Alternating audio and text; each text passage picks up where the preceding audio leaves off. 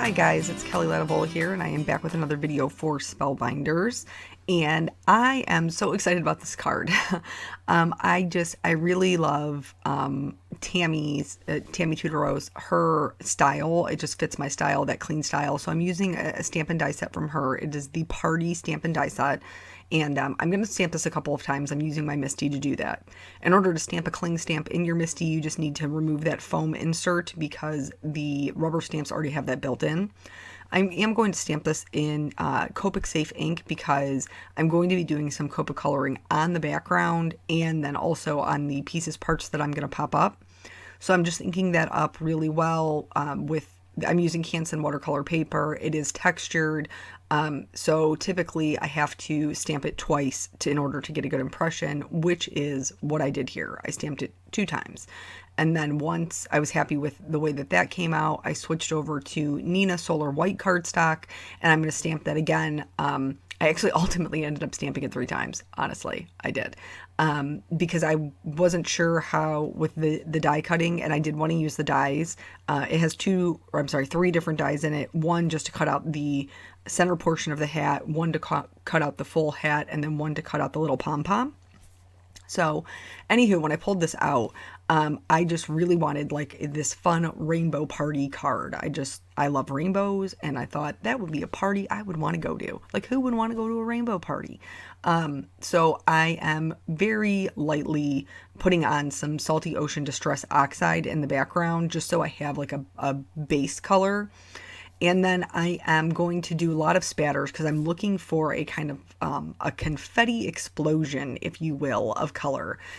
So I did sprinkle on just some clean water, and I'm blotting that up with a paper towel just to get a couple of breaks in there to make it a little bit more interesting. And then I'm working on a Ranger craft mat. I have smushed all of those Distress Oxide colors that I showed you down onto that craft mat. And I'm using a number 2 round brush. This is going to be a really fine spatter. I'm not using a ton of water. I'm using a small paintbrush, and I'm just spattering that on. The reason that you're still going to be able to see the majority of the colors is because I am using Distress Oxides. They have dye and pigment properties in them, which means that they have a partially opaque properties to them, and then that way you can see them when they sit on other colors. So you can put a yellow on top of a blue and still see it. So I went through all the colors, then I heat set it, and then I went back in and added even more of those spatters.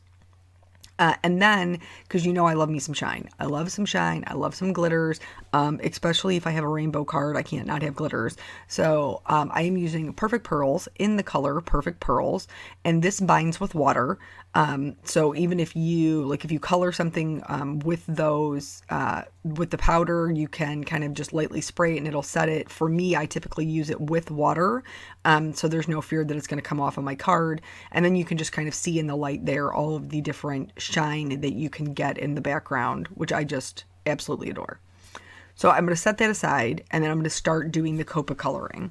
The majority of our Copic coloring today is actually the majority of the shading is actually going to be with just gray markers. You can use whatever gray markers you have on hand. I prefer cool grays. That's just my personal preference, but certainly any of the ones that you own will work for this.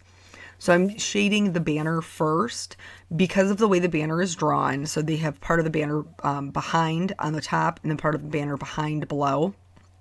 To give this a more rounded appearance, I am adding shading to the left and the right side of the main portion of the banner. And this is going to look really dark. This is going to look really, really dark because we're coloring a white object on white paper. Now, once we put this on the card with the rest of the other colors that we got going on, it will look white. So don't be too frightened by it.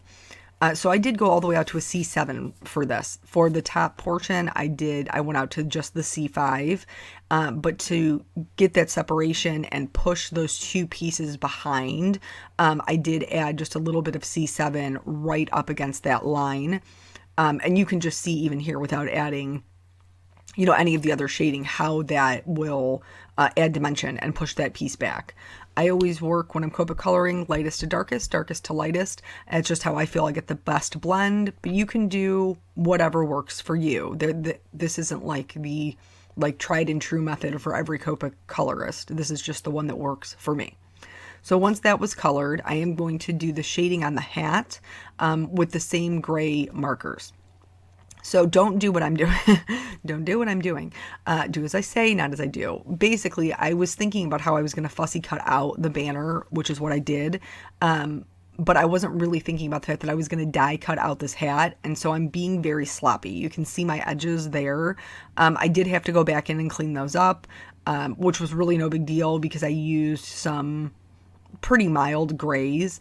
But if you had colored this hat red and just did what I did, you would be in trouble, because even having the colorless blender, like, that's one of the colors that's really hard to pick up. So for me, I didn't go like crazy wild outside of the lines, but I wasn't really trying to keep it in either. So once this gray shading is done, which is going to give us our dimension, then I'm going to switch over to some colors.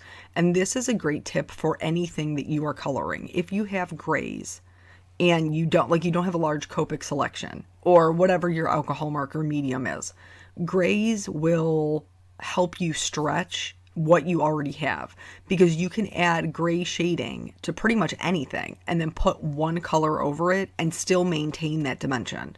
So it's just a great little trick that you can use to stretch those out. Or in this case, because I wanted to do a rainbow party hat. I mean, you can't go to a rainbow party, not have a rainbow party hat. That's crazy.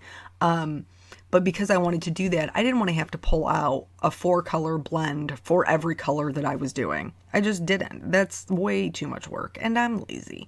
So this will allow me to maintain that shading, that rounded appearance of the hat, without having to really put in too much effort outside of just doing some stripes on my hat and making sure my colors blend.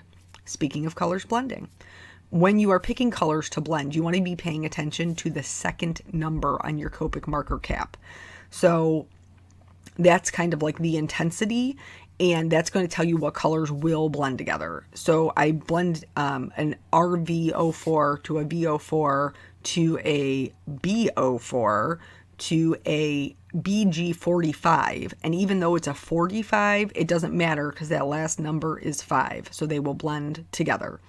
Now, there are some that, particularly the yellows, that you need to be a little bit more careful with because they are so bright. The yellow that I used here was a YO2, and then I did have to have a little bit of a transition color between my yellow and my orange because the YR04 is super bright, and I knew it would blend well with the RV04, but I was a little bit nervous about it blending with the YO2. I also just feel like I talked in binary code, but I hope that makes sense. So just pay attention to that last number, and then you shouldn't have really any trouble blending. You might have to go over it a couple of times, but I do too, and that's totally normal. So for the little pom-pom and the trim at the bottom of the hat, I decided to go with that orangish yellow combination because the background of my card is blue, and blue's complementary color is orange. So I knew that it would help it kind of pop off of the page. So that is why I chose that. Plus, I already had that color blend out and I didn't have to go digging for anything else. So that made my decision kind of simple. But I did the same thing here that I did with the grays. I just started with my lightest color, worked out to my darkest, and then from my darkest back into my lightest.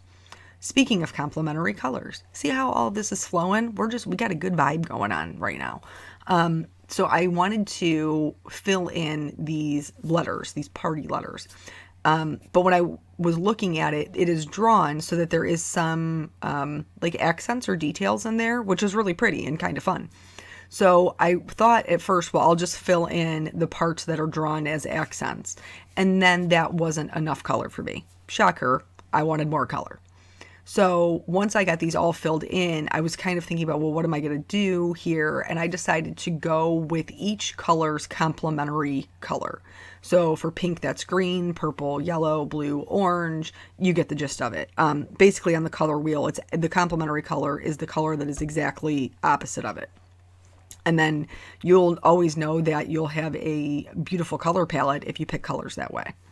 Now that the Copic coloring's done, we're going to move back to the actual background. If you are concerned, I would have colored just right over it, honestly. because I don't think that that blue would make that big of a difference. But if you're using a darker color, or maybe you got a bit heavy-handed with your distress inks, this will work with oxides and regular distress inks. I don't, probably not any anything basically that reacts with water, which I think on the market is mostly just distress oxides, distress inks. But here what I'm doing is I'm going back in with that teeny tiny little paintbrush. I'm putting down clean water, and then I'm just blotting up the color. So it will remove quite a bit of that color. So when I go over it with my Copics, there isn't really anything that's interacting together. And this didn't take, I know it probably seems like it took a while. It really didn't take long because the letters aren't that big. Once that was done and it was dry, you want to make sure it's dry, then I just went back in with the same rainbow of colors that I have been working with and just filled in each letter. I didn't do any shading on any of them. I just filled them in so that there was a nice rainbow going on. Here, because I'm going to cut out this banner, I need to make sure that my colors are matching, like the colors of my letters. So I am just going in and filling those in so that when I pop up that banner on top of it, they will be the same and they will read the same. So just filling those in just on the top and the bottom, the ones that overhang that banner. I'm also going to outline everything. Several people asked me, why don't you just double stamp them with your MISTI? I had a bad experience with it once, I'm not going to lie. I tried to do it, my paper shifted. It was actually my own fault, but ever since then, I don't know, I have like anxiety about it and I don't want to ruin anything. So I do still outline them, and especially with the Distress Oxides, because they leave kind of a chalk finish. In order to make sure that I have a bold outline on my black, I have to go back in and outline it. That was me cleaning up the outside edge, and then I'm going to get to the die cutting. So I chose to use the die that was going to cut out the full hat with the little trim on the bottom, and then I'm also cutting out the pom-pom. I am using my Spellbinders die cutting machine to go ahead and do that. I made an error. I struggled with this because I made an error. When I put on the top plate, I shifted my bottom paper underneath my top one. So I was actually cutting 2 layers of cardstock. And so I did have a little bit, I guess it wasn't really hard. It just was harder than I expected because I let them shift. So thankfully nothing got cut that shouldn't have been cut. It wasn't a big deal. But I did just kind of, have to jostle the camera around. So I apologize. Here I am fussy cutting out this party banner, and I'm right hand dominant, so I'm going to move the paper with my left, hold my scissors with my right. In order to make sure that I have a really nice clean edge, I am going to go in with a water-based marker. Don't use an alcohol marker, it'll bleed into your paper. But a water-based marker, this is a Memento Tuxedo Black marker, and I'm just going to go around the edges to make sure that they are nice dark black, and it will also mask anywhere that maybe I didn't have great cutting. I am going to put foam tape on everything, just everywhere, all of the foam tapes on all of the things. And then I'm going to start adhering them. So I'm going to put my little hat down. Now I did, like I said, I stamped this 3 times. I should have known better. Spellbinder's been in the business a long time with their die cuts, and these fit. I could have cut them both out of the same piece of paper because they fit together perfectly. But I didn't do a run through before I did this. I just, like I've told you before in my videos, every time you see me make a card, it's the first time I'm making it because I don't make anything twice. So that's just something to know. You don't have to take the extra step that I did. You can just do it all on one and die cut them out and not have any issues. So here, popping up that little party banner, and even though we're popping it up and it's on another level, it's still going to be completely legible because they fit perfectly together. More glitter. I can't help it. I have a problem. You should probably stage an intervention, or don't, because glitter is wonderful. But I'm using Stardust Stickles. Stardust Stickles take on the color of whatever's underneath them. So I use them on the polka dots for the hat, on the pom-pom, and then on the accent portion of the letters. And then I called it done. And I think it's super fun. So thank you guys so much for joining me. I hope that you will maybe give this a try, and I will catch you on the next video. Bye.